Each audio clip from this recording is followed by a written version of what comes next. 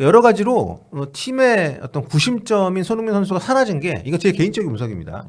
토트넘이 새 감독이 오고 새로운 선수를 많이 가세한 이런 상황 속에서 좀 중심이 안 잡히고 있는 주된 요인 중에 하나가 아닌가 이런 생각을 개인적으로 하거든요. 포로가 안토니오 콘테와 엔지 포스테코글로 감독 경질에 일정 부분 지분이 네, 있다라는 기사도 작성이 됐습니다. 근데 이건 굉장히 좀 과감한 저격 기사인데.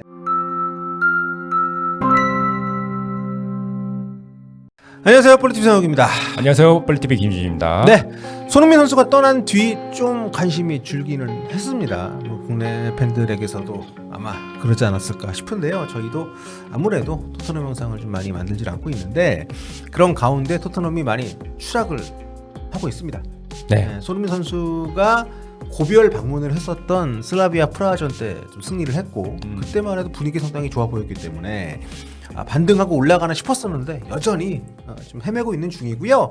지난 주말에 리버풀하고 빅매치가 있었습니다. 홈에서 열렸었고 리버풀도 올 시즌에 썩 좋지가 않았기 때문에 토트넘이 프리미어리그 올 시즌 17라운드째가 되는 요 시합에서 좀 분위기를 반전시킬 수 있는 그런 계기를 마련할 수 있지 않을까 싶었습니다만 전혀 다른 방향으로 경기가 진행이 됐습니다. 예, 전술적으로는 사실 토트넘이 잘 준비를 했고 리버풀 어느 정도 밀어붙였는데 전반 30분에 시몬스가 스터드를 들고 판다이크의 발목을 가격하면서 다이렉트 퇴장을 당했고 여기서부터 토트넘이 무너지기 시작했습니다. 네. 근데 이날 반다이크도 굉장히 거칠던데. 예. 네, 반다이크는 계속 경기를 뛰었고 근데 시몬스 뭐 손흥민 선수의 등번호 후계자이긴 하지만 손흥민 후계자란 말을 붙여주고 싶지 않은 그렇죠. 그런 예. 레벨의 플레이를 보여주고 있습니다. 물론 최근에 그래도 골도 넣고 나름 좀 올라오나 싶었는데 좀 이렇게 퇴장을 좀 당했고요. 또 이날 퇴장자가 2명이었잖아요. 예, 로메로 선수가 후반 추가 시간에 원래 경고가 한 장 있었는데 코나테에게 보복성 발길질 넘어진 다음에 네. 예, 이게 주장으로서는 사실 하면 안 되는 행동인데 결론적으로 자신의 감정을 이기지 못하고 발길질하면서 경고 누적 퇴장을 당했습니다. 네, 로메로가 한때 엄청 그 카드 캡터였다가 네. 뭔가 좀 앵거 매니지먼트를 받나 싶을 정도로 카드를 좀 덜 받는 시기들이 좀 있었단 말이에요. 그런데 주장 한 장을 달고 올 시즌에 프리미어리그 벌써 14경기 만에 8장째 옐로 카드를 예. 받았습니다. 뭐 경고 누적 퇴장 한 경기 2장 받은 게 포함이 되어 있다고 하더라도 정말 좀 위험한 그런 경기들을 하고 있다라고 볼 수 있겠는데 아무튼 요 두 장면이 상징적으로 말해주는 것처럼 굉장히 거친 경기였어요. 예, 뭐 리버풀 선수들도 물론 좀 거칠었고요. 그다음에 토트넘 선수들도 아무래도 쫓기는 입장에서 더 거칠어진 측면이 있는데 예를 들어서 히살리송 선수 같은 경우에는 추격골을 넣은 뒤에 리버풀 선수들과 충돌을 하면서 굳이 에키티케 이제 목을 이렇게 짚고 소보슬러이 앞에 이렇게 서는 등 감정 절제를 못하는 모습을 보였고요. 판더벤 같은 경우에는 뭐 고의였는지는 모르겠지만 아니겠죠 아마. 근데 상대 공격수인 알렉산드르 이사크한테 가위치기 태클해서 결국에는 이사크가 3개월, 3주 이 정도 부상을 당하는 장면까지 나왔습니다. 네, 리버풀이 정말 엄청난 좀 지금 이해가 안 되는 너무도 큰 돈. 한 시즌 진짜 반짝한 선수한테 정말 저는 좀 이해가 안 돼요 아직도.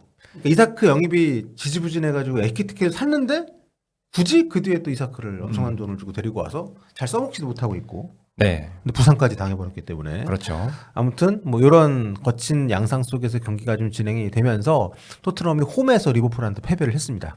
네. 토트넘이 이러면서 2025년 홈경기 패배를 11경기로 늘렸고요. 근데 손흥민 선수 있을 때 이 정도까지 패배 홈에서 부진했던 기억이 제가 없거든요. 네, 그렇죠. 네. 원래 토트넘이 홈에서는 그래도 좀 강한 모습 보여줬는데 지난 시즌에 이제 엔지 포스테코글로 감독과 함께 하면서 조금 패배가 많아지다 보니까 이번 연도에는 홈경기 패배만 11경기, 승률 46%를 기록 중입니다. 네. 캘린더 이어 기준으로 그러니까 2025년 1월 1일부터 지금까지 홈에서 11번 패배를 했다는 거고요. 승률이 홈에서 50%가 안 되는 것은 좀 상위권 팀이라고 보기 어려운 그런 지표고 이번 시즌 그러니까 2025-26 시즌 들어서만 따져도 리그 홈 9경기 가운데 2승밖에 못했네요.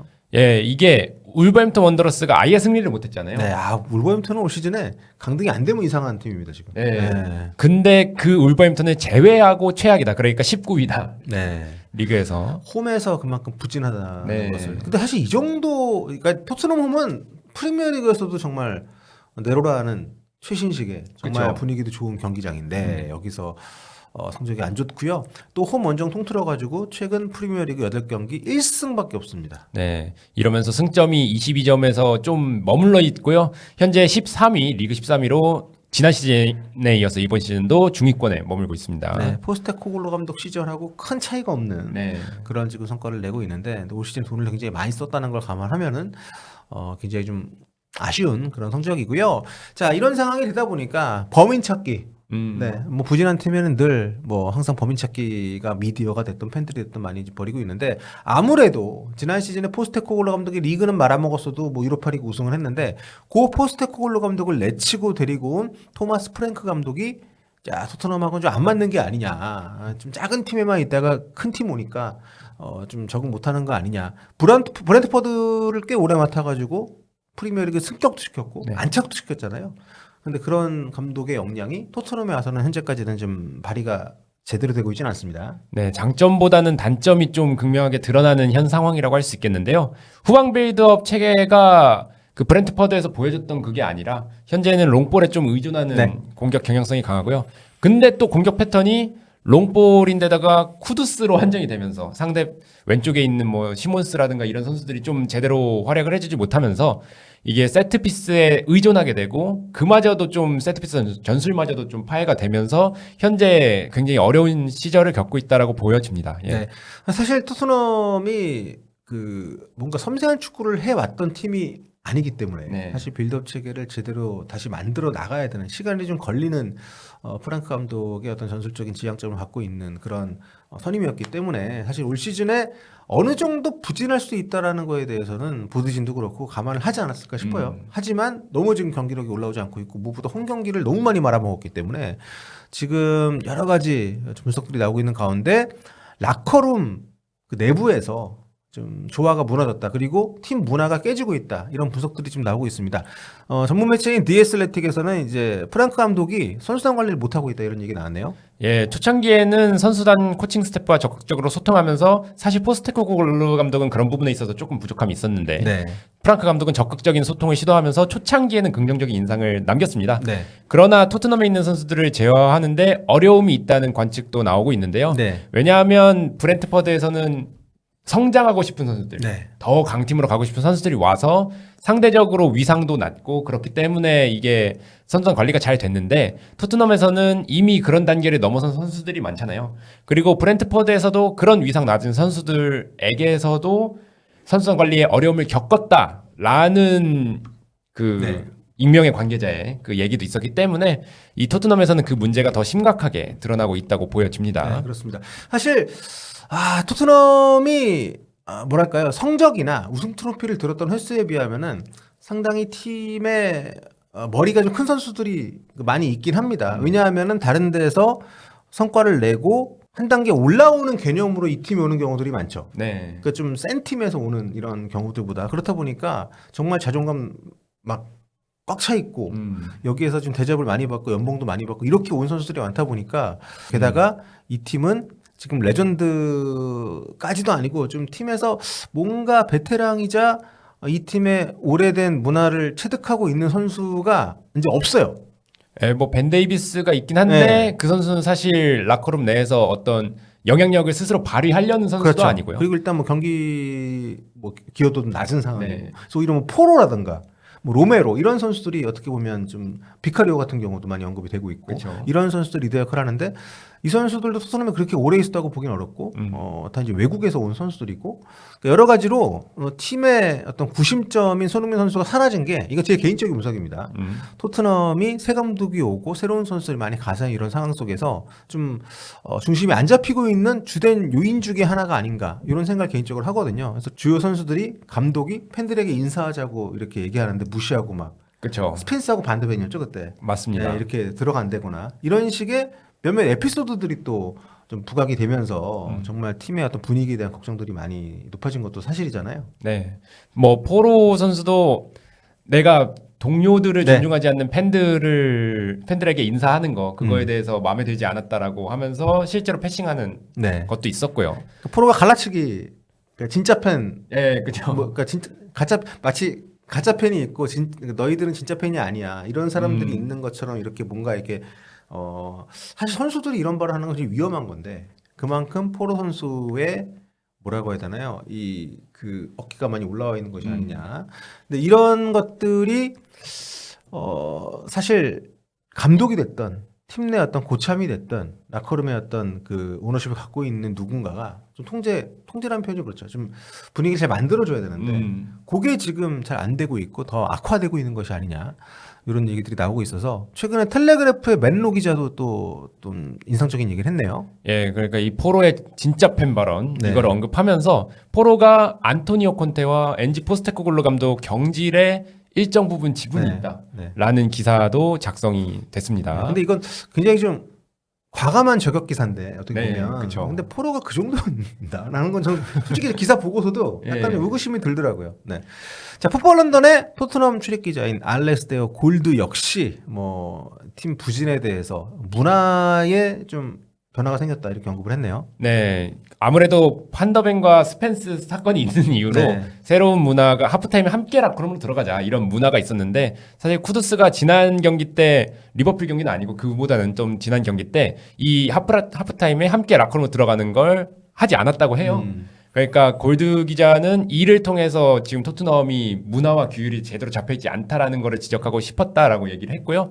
이게 저도 이 손흥민이 주장일 시절 네. 이게 생각이 나는데 손흥민 선수가 원정 팬들 앞에서 이 어깨 동무 허들리고 원정 경기 갔을 때, 네. 네, 그 원정까지 온 팬들 앞에 가서 그 허들이라고 하죠. 이렇게 우리로 치면 뭐라고 해야 되나 스크럼 짠다고 우리는 보통 얘기를 하는데 네. 이렇게 둘러싸가지고 파이팅하고 가는 모습을 원정 온 팬들 앞에 가서 하는 그게 그렇죠. 일종의 뭐랄까요 루틴으로 자리를 잡았었잖아요. 그러니까 그런 것처럼 뭔가 각 팀마다 선수들이 굳이 규율까지는 아니더라도 서로 약속하고 이렇게 좀 반복하는 행위들이 네. 있는데 그런 것들이 하나둘씩 무너지기 시작하면 게다가 팀 성적까지 안 좋으면 당연히 그 부분에 대해서 지적이 나올 수밖에 없는데 이제 그것 역시 팀 문화의 어떤 그 변화라고 하면 좀 그렇죠. 팀 문화가 좀 무너지고 있다라는 어떤 신호로 받아들인 것 같은 멘트를 한 거죠. 쿠두스의 그렇죠. 사례를 드린 것을 보면 참 잘 되는 팀과 안 되는 팀의 어떤 결정적인 차이가